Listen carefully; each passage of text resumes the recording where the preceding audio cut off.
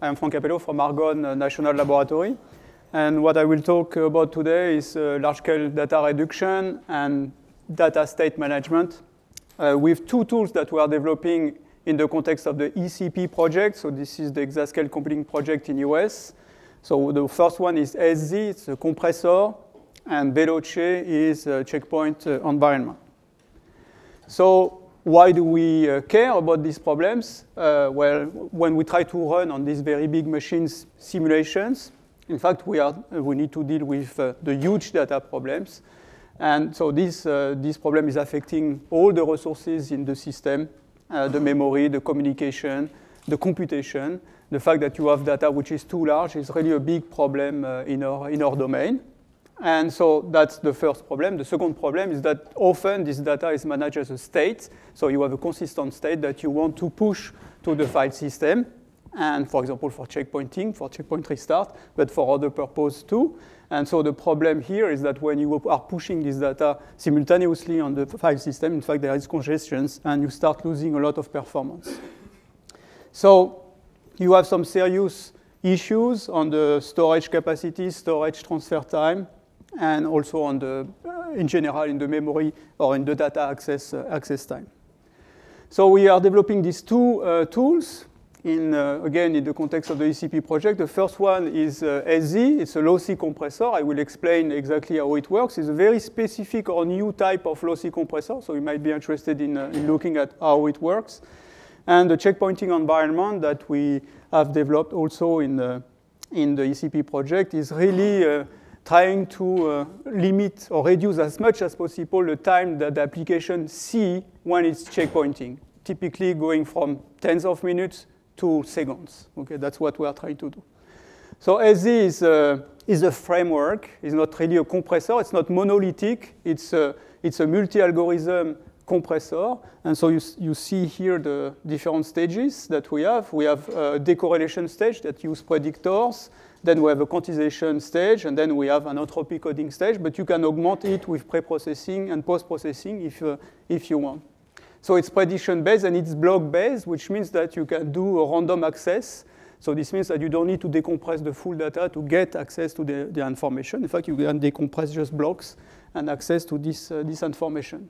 But what makes the big difference between SZ and other compressors is the fact that it's really parametrable and you can change the configuration, right? So you can really, our observation with 13 or 15 applications that we have in ECP, looking with compression, is that one size doesn't fit all. You need to have a specific compression scheme for the different applications. And that's what we do here.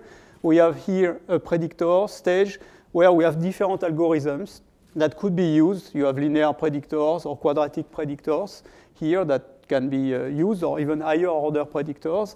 And the trick here is to have an auto-tuning mechanism that will select automatically for each block what is the right predictor to use. Same for the quantization scheme. We can adapt the quantization scheme, and we can also decide to use encoding or not, depending on the applications that we are using. This is an error-bounded lossy compressor. So this means that on each data point, we guarantee a maximum error that you will set. Okay, so you said to us we don't exceed 10 to the minus 6 relative error on each data point of the data set. We will guarantee that in the compressor.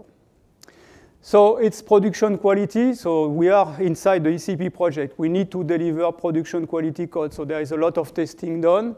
You can compress 1D, 2D, 3D structure and unstructured data set. In fact, when you deal with unstructured, it's just map into 1D, and then we compress in 1D.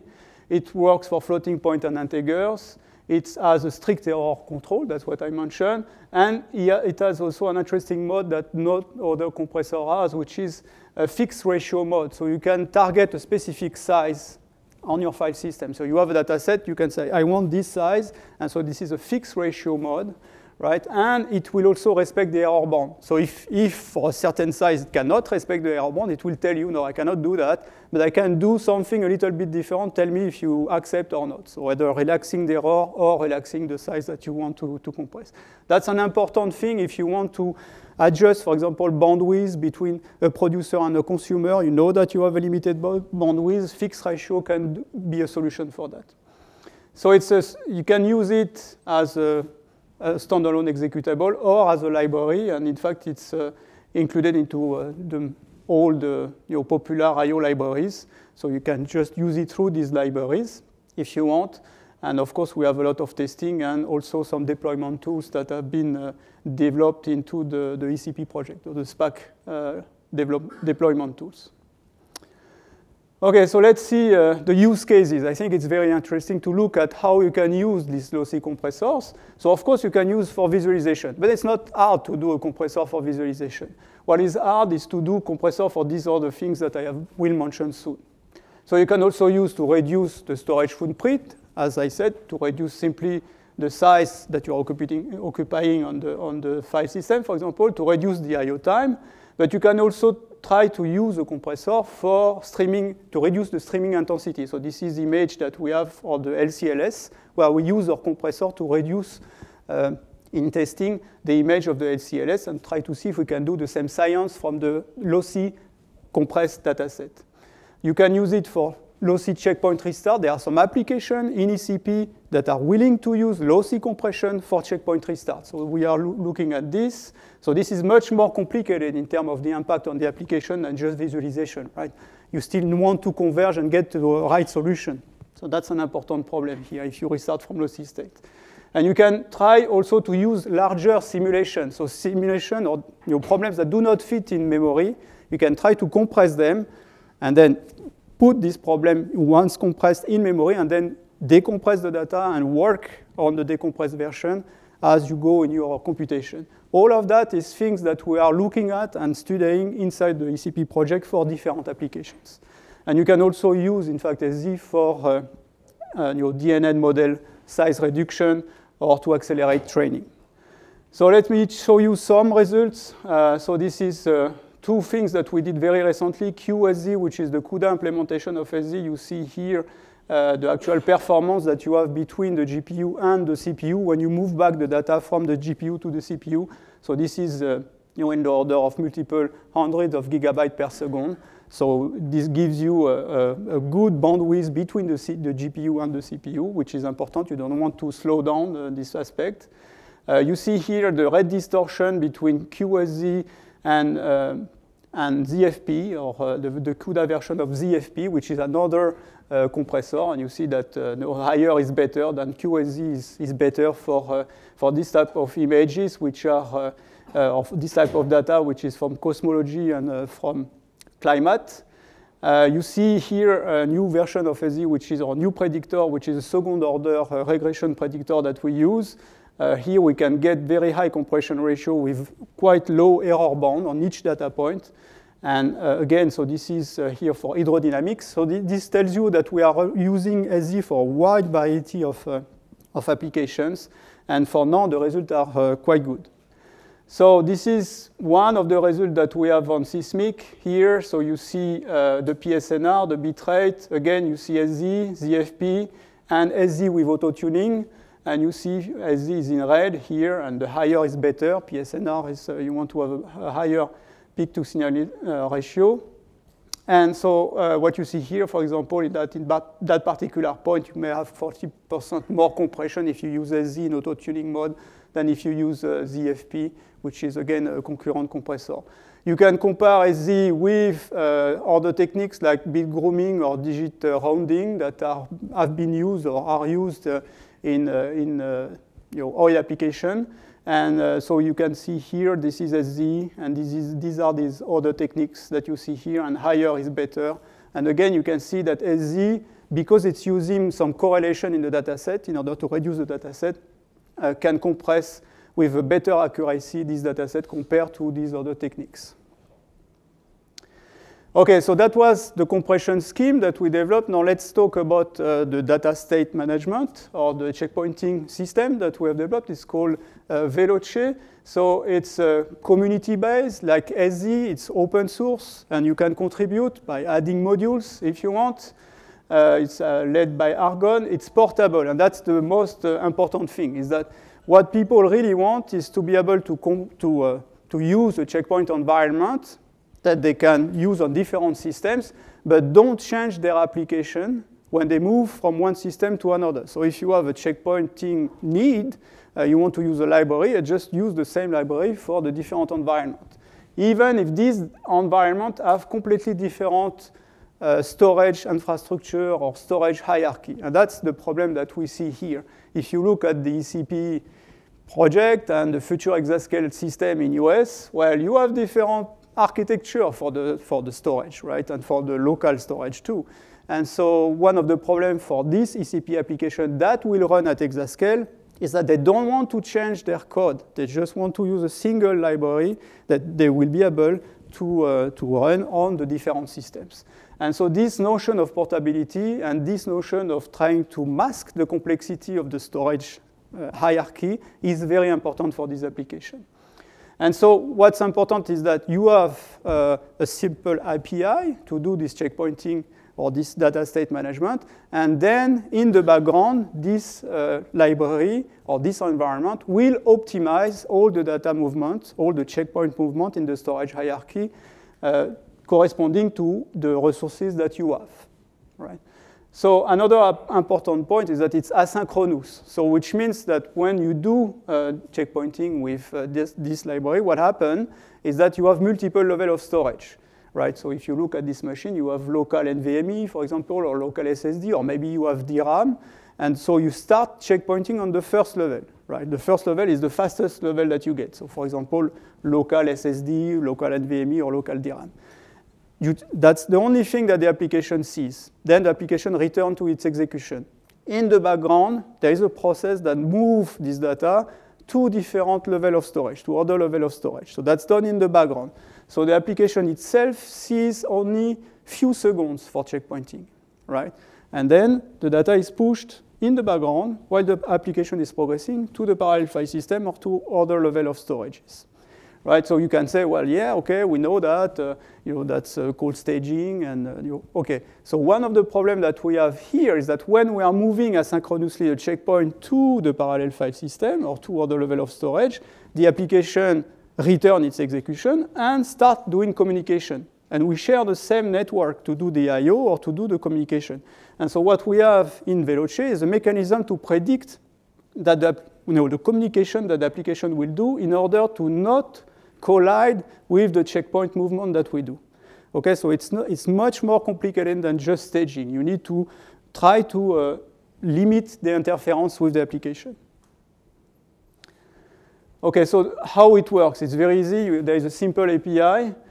You can either use two different modes. You can use the file mode. If your application already checkpoint and use files for that, you can use the file API. We just reroute the file to the correct level of storage that we decide is the best at that moment of checkpointing.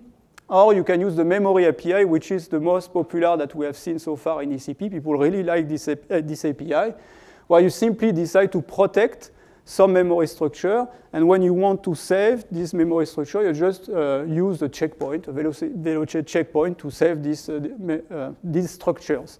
So in fact, what you are doing is you just build the state, and then Veloce will serialize this state and do the checkpoint for you.